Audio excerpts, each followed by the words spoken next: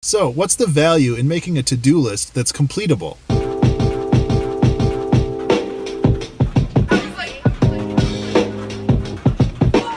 Hi everyone, welcome back to the Creative Exploration series. This time I wanted to talk about the idea of creating a to-do list and making that to-do list completable. What I mean by that is making a to-do list that has a deadline, like this is my work for today or my work for the week. I think I've talked about making to-do lists in the past, but I really think that there's three main benefits of making a to-do list for basically everything that you do creatively. First, it allows you to forget about things but still have them written down. And that's something that creates a lot of anxiety, especially for me, where I'm like, well, did I remember to do this? Or did I remember to write this down because that was a really good idea? If you put it down on paper, then you don't have to remember it anymore and you can think about other stuff. Second, it keeps you on task. It keeps you focused on what you are doing at the moment. And I think that it's really valuable to have that focus, because then you can knock out projects one after the other instead of doing like 5 minutes on one thing and another 10 minutes on another thing and just bouncing back and forth. It's so valuable to have that ability to sit down and focus on one thing at a time.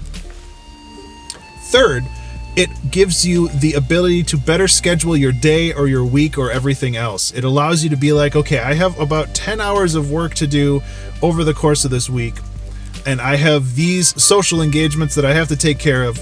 So it allows you to better understand what you have to do, and it allows you to better schedule out your week or whatever time iteration your lists cover.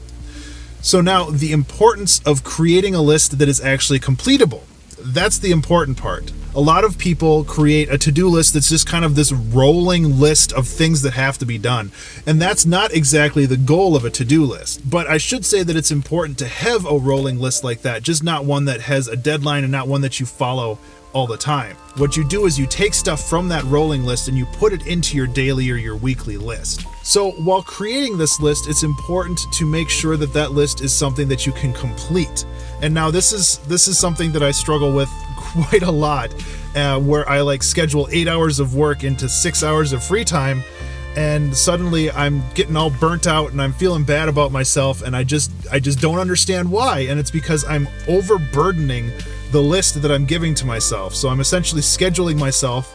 Boss Ben is scheduling worker Ben too much work, and that's creating a lot of tension. It's creating a lot of anxiety and burnout and all this other bad stuff, because you get overwhelmed. And not only do you get overwhelmed, but you lose track of what's important, what needs to be taken care of right now. And of course, it's very satisfying to check things off of a list, and it's even more satisfying to check everything off of a list for that day or that week. So finishing a list like that generates a ton of momentum, and it makes you more motivated to finish the list tomorrow, because you start building this streak. So it will allow you to better understand the work that needs to go into this and how much time you have to do it, so it helps reduce burnout. This also allows you to break down your projects into more consumable chunks, which is also very important when it comes to large projects. I know there are some things like making an album or even mastering that album or designing a website. Sometimes those need to be broken up into small chunks, so then you can manage it one piece at a time. And probably most importantly,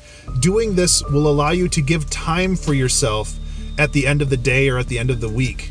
If you make your list completable, you'll give yourself downtime, and that's incredibly valuable. Probably the most valuable thing that you can do in making a to-do list. It gives you excuse to take time for yourself and make sure that you're taking care of yourself in a sustainable way, because in the long run, creating lists is all about sustainability. It's all about being sustainable with your work so you can do it long term, because you need to do this stuff long term if you want to get anywhere. If this series has taught you anything. And really, that's about it.